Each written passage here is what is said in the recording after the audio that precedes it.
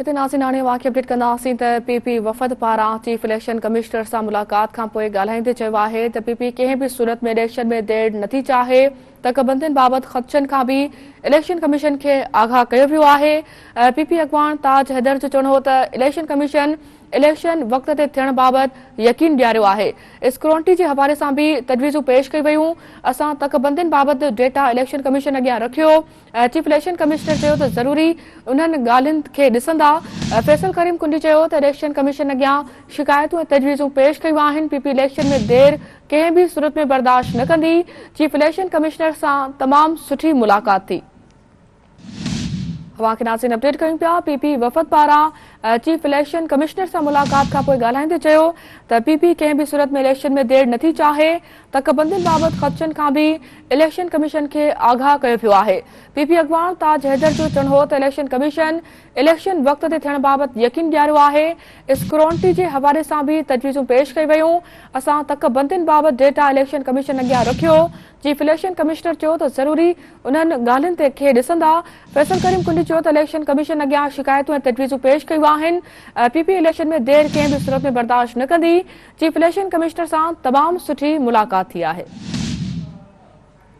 अवां खे नाज़रीन अपडेट कयूं पिया। अहम ख़बर खां त पीपी वफ़द पारां चीफ इलेक्शन कमिश्नर सां मुलाक़ात खां पोइ ॻाल्हाईंदे चयो आहे त पीपी कंहिं बि सूरत में इलेक्शन में देरि नथी चाहे त कबंदियुनि बाबति ख़दशनि खां बि इलेक्शन कमीशन खे आगाह कयो वियो आहे। इन हवाले सां तफ़सील सां राब्तो कयो आहे सिंध टीवी न्यूज़ रिपोर्टर शाकिर सोरंगी सां। शाकिर, अपडेट कजो, पीपी अॻवाननि वधीक छा चयो आहे? हाँ जी, बिल्कुल पीपल्स पार्टी के वफ़द चीफ इलेक्शन कमिश्नर सां मुलाक़ात कई आहे ऐं इंतख़ाबात, लेवल प्लेइंग फील्ड, हल्का बंदियुनि, ट्रांसफर पोस्टिंग के हवाले सां जेके तहफ़ुज़ात आहिनि पीपल्स पार्टी जा उहे चीफ इलेक्शन कमिश्नर जे साम्हूं रखिया विया आहिनि।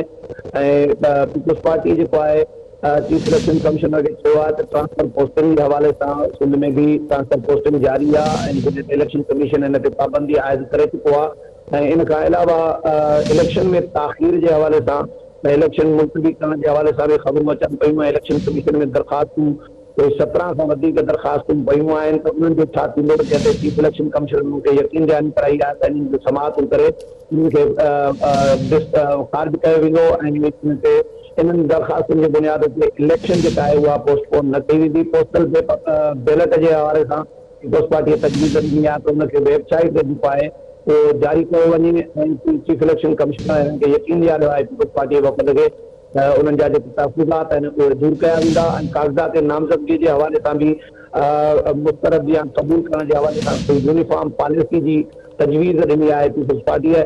ऐं इन खां अलावा शहीद गनी जेको आहे उहा एमपीएम ते तनक़ीद कई आहे ऐं एमपीएम जे हवाले सां चयो आहे त एमपीएम मुर्दा घोड़ो थी चुको आहे ऐं उनजी जेका सियासत आहे कराची में उहा मरी चुकी आहे ऐं पीपल्स पार्टीअ ते जेके एमपीएम इल्ज़ाम आया आहिनि उहे बिल्कुलु बेबुनियाद आहिनि। ऐं चीफ इलेक्शन कमिश्नर खे बि पीपल्स पार्टी ॿुधायो आहे त नून लीग जे तरफ़ां या एमपीएम जे तरफ़ां जेके चीफ इलेक्शन कमिश्नर ते शिकायतूं मिलियूं आहिनि पीपल्स पार्टी जे हवाले सां उन्हनि में का दम न आहे ऐं उहे शिकायतूं जेको आहिनि ग़लति आहिनि। जी ठीकु आहे। शाकिर सोलंकी, वॾी महिरबानी अवां जी इन हवाले सां समूरा तफ़सील ॾियण जे लाइ।